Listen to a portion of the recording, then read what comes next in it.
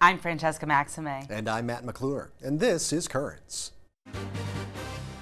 Thanksgiving isn't until tomorrow, but they're getting an early start in the Bronx.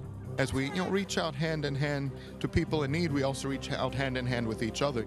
Got the holiday blues? Some tips on how to go from being stressed to blessed. It's important for individuals to be able to take control of how they're going to spend the holidays.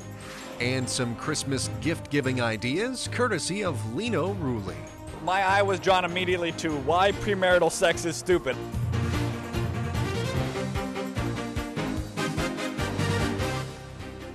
Well, good evening and thank you so much for joining us. Thanksgiving is just a day away. Can you believe it? But this past weekend, a group in the Bronx got an early start. But they didn't just gather to eat, but actually to help feed others.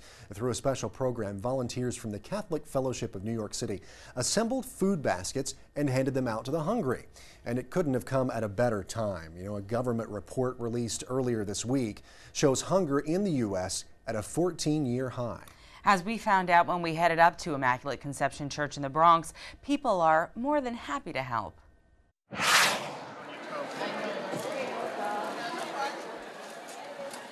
Catholic Church, they are one of the main church that look out for the poor people.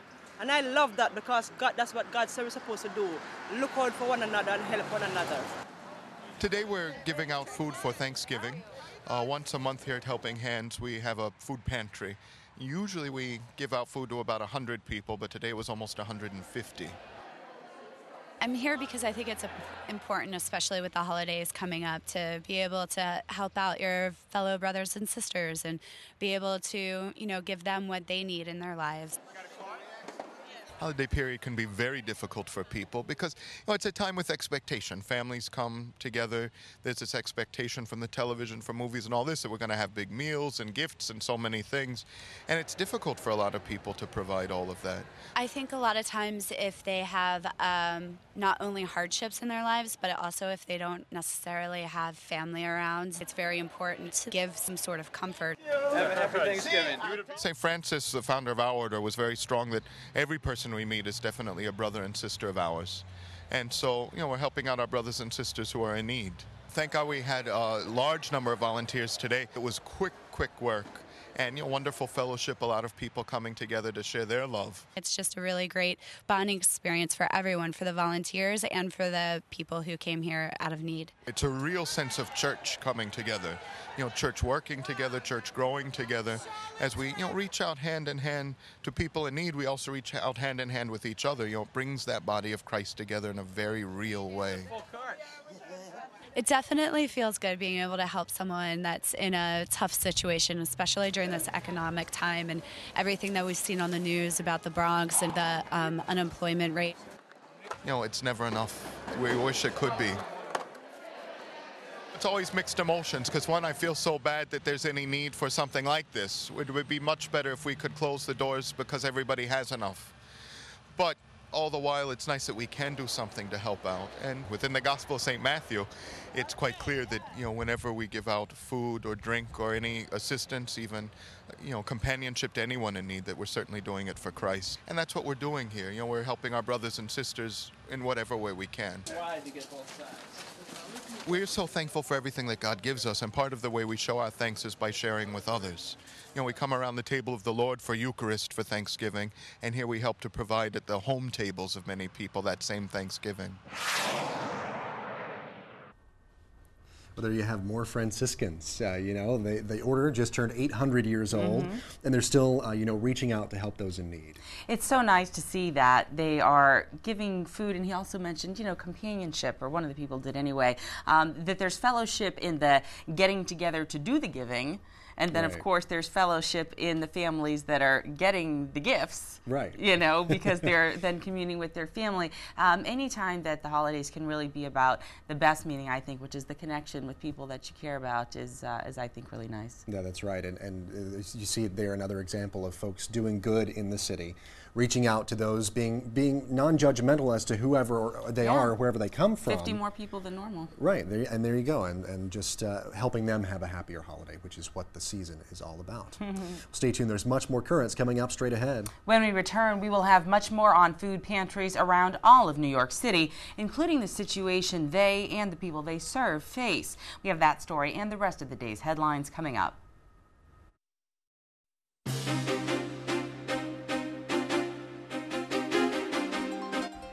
Welcome back to Currents. I'm Matt McClure. And I'm Francesca Maxime. Coming up a bit later, an early start on Christmas shopping, while Lino Rulli takes us to a unique trade show. But first, let's have a look at the day's headlines. Well, after their staunch opposition to health care reform that includes abortion funding, U.S. bishops will turn their sights to immigration reform. Reports say a new postcard campaign will begin in January, encouraging Congress to take up immigration reform as its next priority. The bishops will be pushing for reform that would regularize the status of some 12 million undocumented immigrants currently in the U.S. and restore due process for them. A new report says the vast majority of women religious in the U.S. are not complying with the Vatican's study of their orders. The National Catholic Reporter saying today that instead of filling out questionnaires, leaders are actually leaving questions unanswered and/or providing the Vatican with letters of reply or copies of their community's constitutions. The report says women religious have been almost universal in their resistance to the Vatican probe, which was initiated back in January. Vatican officials say they're studying the quality of life in U.S. orders because of recent declines in vocations. Sisters have complained, though, that they were not consulted before the investigation began, and they say there is a lack of transparency in the process. One group that doesn't look like they'll be getting in the Christmas spirit is the American Humanist Association. They've got a new ad campaign beginning this week that features the slogan, "No God, no problem." The association hopes the ads will build awareness of the humanist movement. They hit Washington, D.C. buses and trains by the end of the week. The ads will also appear in the New York, Chicago, Los Angeles, and San Francisco transit systems. Well, earlier in the show, we featured volunteers putting food baskets together and then handing them out to the hungry in the Bronx. And now CNN's Maggie Lake reports on how sorely food pantries are in need in New York. You come back Monday from 11 to 1:30. And bring your little shopping cart with you. You can get your turkey. It is a sobering sign of the times. At this Upper Manhattan food pantry, New Yorkers are waiting hours to get Thanksgiving necessities on the table. Some have lined up before sunrise. I was here at 7 o'clock this morning. There were some people here already by 5 o'clock. This line is just like, I haven't seen a line this long ever. I mean, to see this line like this is, I mean, it's just mind-blowing. Among those online, Cassandra Woods, a mother of 4. She once worked for a leading Wall Street firm and was starting a new job search when the financial crisis hit. She now finds it hard to make ends meet. If I don't come here, I don't have food. And I have to pay my rent and my utilities and try to stay out of being homeless. So I'm here. I'll put them in a nice bag and make them nice for you. Inside the pantry, Woods and other needy New Yorkers stock up on free vegetables, rice, and other essentials. Officials say the spike in people seeking help has been breathtaking as the city's unemployment rate hits its highest level in 16 years. At this stage, what we're seeing in the emergency food system is that at least 1 in 5 or possibly 1 in 6 New York City residents are relying on emergency food to make ends meet. That comes out to some 1.5 million people seeking food assistance in New York City alone. Hundreds of pantries like this one are open across the city to serve them. As studies show, nearly 40% of New Yorkers are having trouble affording food. A lot of people never thought they'd be in these lines. I mean, you'd be amazed. Everyone has a story why they're here, and a lot of people have 9 to 5 jobs and they're still here. But amid the hardships, small victories. We have the turkey, that's the main thing, and there would have been definitely no turkey. We might have been just eating, a very small, humble meal. And as Cassandra Woods arrives home with her holiday groceries, optimism for the future. I believe in this country. I'm a proud American. And I believe that the economy is going to take a turn for the better. The jobs are going to come back at some point. And I'm going to get off the unemployment line, and I'm going to be back on my 9 to 5 job every day, getting on the subway, going down to Manhattan, and be happy I'm back. Hopes for better days in troubled economic times. It is rough out there. It is, but it's good to see people with hopeful attitudes. You know, I mean, like the gentleman there who was saying that, you know, he's just glad that they have the turkey on the table. Right. You know, and that's the important thing for the holiday. And then the woman there at the end saying, you know, I believe that the economy is going to turn around. Hope. Right. There is a lot of hope out there despite the rough conditions. I mean, with the reality of 1.5 million people here, you know, asking for food assistance, that's really a lot. I think a lot of people are scaling back, and I guess it's just sort of maybe a time to reflect and perhaps conserve a little bit. You know, we had gotten very used to in our society being very wasteful. It just seems like excess and extreme was what we did, you know, whether it was a big car or just extra food or whatever it is. You know, try to just take what you need and, you know, only use what you need, and, you know, in this case, maybe give the rest of it away. Yeah, and there are some oddities out there, too. I read a report today about Black Friday numbers expected to, there are expected to be more people shopping on Black Friday this year than last year, but they're expected to spend a lot less money than they did last year. Yeah, bizarre. So it's a rather strange environment we're in right now. It is. Well, we have featured some other food pantries here on Currents over the last few months, and we've written more about that on our blog. Just head over to currentsny.net and click on Riding the Wave in the right-hand part of the screen. Well, stay tuned. There's more Currents coming up straight ahead. Coming up, not feeling so festive heading into the holidays? There is hope. An expert will share some advice. Control your situation. Plan in advance what you're going to do, what you're not going to do.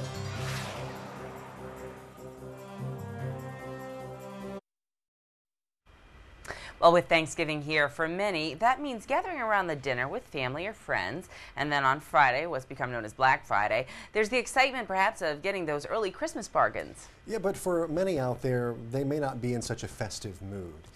Maybe there's family you don't get along with even, or you might have even lost a family member, and the holidays are just a reminder of the stress and grief. Well, there is some help out there, though. To find out a little bit more about how you can help wipe away those blues, I spoke yesterday with the Director of Bereavement Services at Calvary Hospital.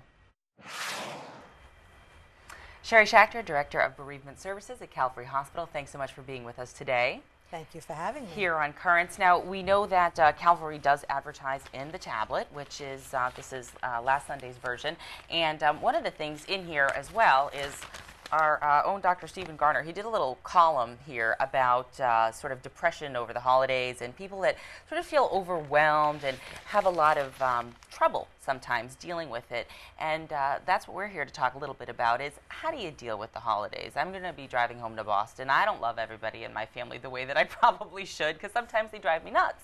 But, you know, I have found ways over the years to sort of deal with that. How do you think people, you know, what's your advice to deal with some troubled relatives, if you will?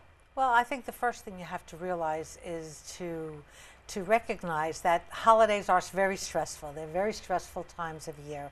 And we tend to think that everything is wonderful, and we think back on holidays with family and friends and everything was perfect.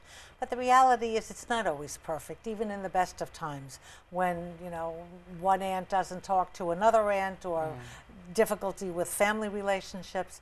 And when someone is grieving, when someone has had a recent loss or even a loss that perhaps is not so recent, holidays bring up expectations that we have, and that's what causes the stress. So it's important for individuals to be able to take control of how they're going to spend the holidays. So how would they take control? Are there things they can do now before Thanksgiving or before Christmas or New Year's or whatever it is, as well as things that they can do during the actual day when they're with the people?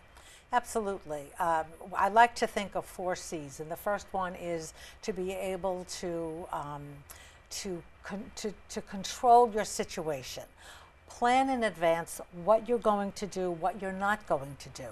For someone, for example, that's newly bereaved, they are not up to decorating a tree, for example, or perhaps having the Christmas that they've had in the past, rituals that they've done in the past.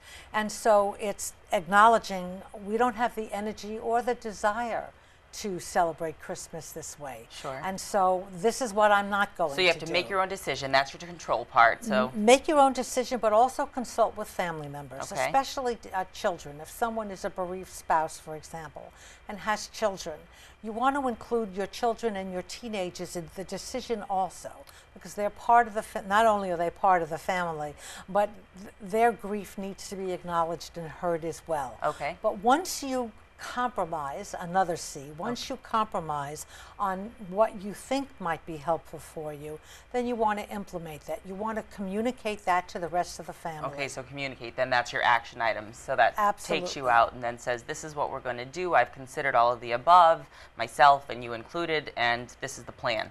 And also have not only plan A, but plan B. Right. So if you wake up and plan A just doesn't feel right, you switch to plan B. And I think it's very important.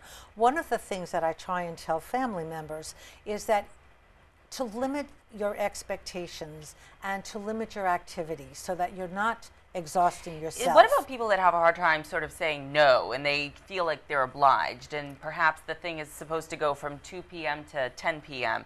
Can they just say, well, I'll be there from 2 to 4 and that's it? Well, one of the things I think for the bereaved in particular, but actually for anyone, is to be able to take your own car. So start with your own transportation, whether it's your own car or a taxi service, whichever way you're going to use. So you're not dependent on someone else to take you. You can get there. out when you need to if you've If had you feel enough. after an hour and a half you had enough, then you leave. Another thing that's helpful is when people invite you, say for Thanksgiving dinner, to say, is it okay if I let you know that morning?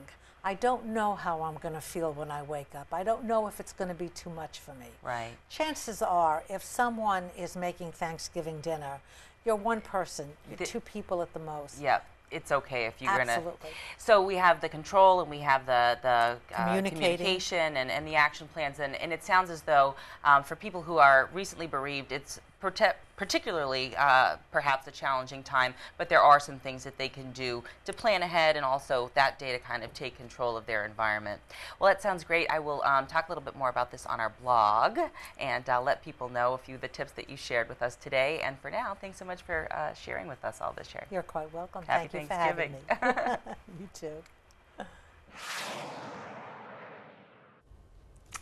Helpful advice for all. Yeah, well, I'm glad my family doesn't really watch the show in Boston because they're like, gee, you really hate us or whatever.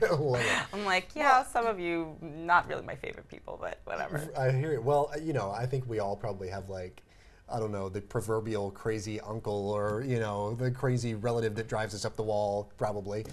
So it is. It's good advice for us all. But I tell you what, it is also a hard time for those who are bereaved, those who've lost loved ones.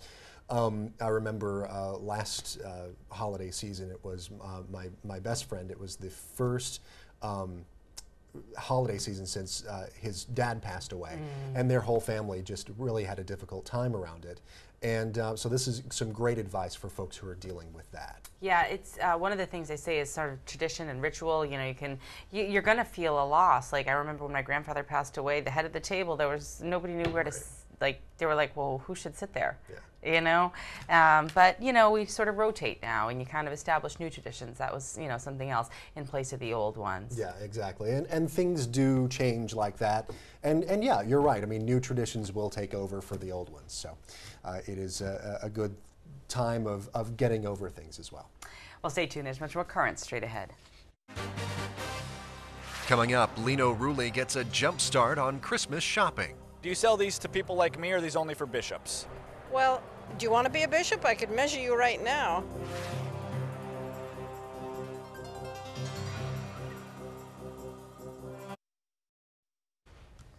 Well, yesterday we showed you some ideas that you may want to consider for Christmas gifts. That was through an organization called Handcrafting Justice. Really pretty dolls and very nicely detailed. But our Lino Rulli also got into the spirit of things earlier this year, and he even beat the crowds. He took a trip to a trade show that you probably have not heard of before. And now it is Lino Rulli's Catch of the Day. Hey, I'm Lino Rulli. You know, Jesus says we're supposed to spread the good news to all four corners of the earth, and we're at a very odd corner of the earth right now. It's called New Jersey. In the 21st century, one way we spread the good news is through marketing, so welcome to the Catholic Marketing Network International Trade Show. Hey, show! Exciting. How exciting is it? Let's take a look. Look at this. You don't see this very often. Hello, Holy Father. How are you?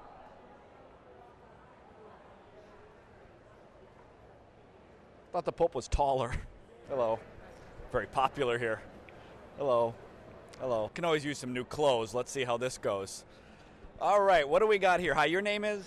Juanita Gordon. Hi, Juanita. All right, so you got a nice outfit here. Now, do you sell these to people like me, or are these only for bishops? Well, do you want to be a bishop? I could measure you right now. You know what? Why not measure me right now, and then someday, in case I'm called to the priesthood and they decide to ordain me a bishop, then we're on our way. Now, is this a special basket only for bishops? No, it's just a basket to collect our cards for the drawing. We're giving away a free vestment. We've designed the tapestry. It's got 15 interwoven symbols telling the story of salvation. So we're going to be having a drawing at 1:30. How's the vestment sales nowadays? Is it good? Is it bad with the economy? How are vestment sales? Pretty steady. All right. Well, my eye was drawn immediately to why premarital sex is stupid. Hi, how are you? That is eye-catching, isn't it? So what are we looking at here? This is by Professor Janet Smith. She's considered the authority on Humanae Vitae. What are her thoughts on premarital sex? That it's not a good idea. Now, is this all from the Holy Land? It is from Bethlehem. As a matter of fact, all my crafters live on Manger Street. Your accent, I've been to Bethlehem a couple times. It doesn't strike me as an accent from Bethlehem. North Carolina. How does a guy from North Carolina end up working with the guys in Bethlehem for this sort of art? I've led tours to the Holy Land for years, and two of my dearest friends make most of my crafts here. I think they do the finest work that's made there. This is our St. Joseph statue, and it's carved from Galilee olive wood. This one has Holy Land mustard seed. Of course, it's a 14 stations crucifix made from 14 pieces of olive wood, and has mustard seed from the Holy Land in the insert down here. And of course, mustard seed is the symbol of faith. And it's also good on hot dogs. This is always the most exciting part of any exhibit hall, where people are eating food. Hello, how's the food here? Everything good? Everything good? Overpriced? A little higher than... How's what you're eating there? Outstanding. Outstanding. What do we got here? Basic ham and cheese. This is not your booth, though, correct? Right over there, St. Paul's Alba House. Okay. You're selling less right now, you know. Yes, exactly, because we're taking time out. I wanted to check. I want to make sure everybody knew that. All right. People are getting farther away from God by you guys eating right now. Exactly. Signing this morning. All right. I'm just under the wire here, so it's almost noon. Hi, I'm Lino. Hi, Lino. Nice to meet you. I'm Karina Fabian, and I'm president of the Catholic Writers Guild. President of the Catholic Writers Guild. All right, well, let's take a look at what you're writing then. Let's see if you deserve to be president. Oh, well, I won't say I deserve to be president, but they elected me, so I'm stuck. You got any aliens in this book? I do. You got an alien? Yes, my story, Interstellar Calling, is about a teenage girl who is abducted by aliens. This alien craft lands in front of her car, and this alien steps out, and he's got a Bible in one hand and a catechism in the other. Wait, the alien is Catholic? Well, they're not at this point. You're not the president of the Catholic Writers Guild? No, a regular member. Okay. Sorry, did you vote for her? I did indeed. Is it a secret ballot? I hope I haven't excommunicated anybody here. It is, but I'm very proud of our president. I'm glad to say I voted for her. And tell me what we got here. What are we writing here? I have a medieval thriller romance. This concerns a young knight who dashes into a burning cathedral to save the relics, but fails. And the bishop notices that his sleeve is singed with the sign of the cross, and this is a sign for him to go and seek relics to replace the ones lost in the fire. He ends up in the Holy Land, embroiled in a terrorist plot to assassinate the King of France. Fantastic stuff. Good writing. Nice meeting you guys. All right, what do we got here? What's your name? My name is Barbara. I'm from Minnesota. Hey, I'm from Minnesota. All right. All right, what are we looking at here? These are Rest on His Word pillowcases for a heavenly night's sleep. I'm a drooler. I drool a bit. I don't know what it... You can drool all you want because these are digitally printed. All right, well, I had fun today, but I got to get out of New Jersey. I hope you enjoyed it as well. I hope you bought things through the TV, although I don't know how that's humanly possible. I'm out of here. Bye-bye. Only Lino. Right. Well, there were definitely some very interesting things there, and maybe some things for folks to buy for Christmas. You know, how's the vestment industry? Right. How's vestment sales? Bishop Lino. I can just see it now. But actually, you know, the guy from North Carolina who was selling the wooden carvings and things. When Lino was like, "Well, you don't sound like you're from Bethlehem." There is actually a Bethlehem, Georgia. So he could have been, I'm sure he's probably visited Bethlehem, Georgia at one point. There you go. Not too far from where I'm from. Perhaps, yeah. I know. It's Catholic Marketing Association. You don't even know that kind of a thing would exist, but I guess everybody has to go and get their supplies somewhere. Right. Well, everybody has to, do some interconnecting and some marketing amongst themselves. Yeah. So I guess it is a very helpful thing to be able to do. As told as only Lino can. Right. And you'll actually be seeing much more of Lino in just a couple of days. He'll be here in this very studio. It's kind of a scary thing, hosting Currents on this Friday, so tune in for that. We're leaving it in good hands. Last time that he was here, I think he was on this desk. Yeah. Don't know if he'll be on it this time, but we'll just have to wait and see. For a photo shoot. Well, that doesn't sound right, but it's okay. Anyway, be sure to tune in tomorrow. We'll be showing you the stories of some people that we're thankful for. And one of those people, Maddie Stepanek, had a hand in some big daytime television news as well. That's right. Maddie actually had a rare form of muscular dystrophy. He died just short of his 14th birthday. But in his brief life, he spread a message of peace around the world. His mother, Jenny Stepanek, has actually written a book about her son. It's called Messenger, and I had a chance to speak with her about it. And one of the things that we learn about Maddie is that he made friends with some very important people, including Oprah Winfrey herself. And in a radio interview last week, Oprah recalled getting an email from Maddie some years ago when Oprah was considering ending her show after just 20 years. Well, in that email, Maddie told her that 25 years rather than 20 was the time to hang it up and end the show. Well, tomorrow we'll bring you my interview with Maddie's mother, as well as the stories of a couple of other people that we are definitely thankful for on this Thanksgiving. And obviously Oprah made her announcement that she was going to be ending her show after 25 years in the syndication. Well, until then, you can always watch us online. The address is currentsny.net. And you can also email us, easy for me to say. Drop us a line at currentsny.net is the address. For all of us here at Currents, I'm Matt McClure. And I'm Francesca Maxime. Thanks so much for watching. Have a great night and a great Thanksgiving.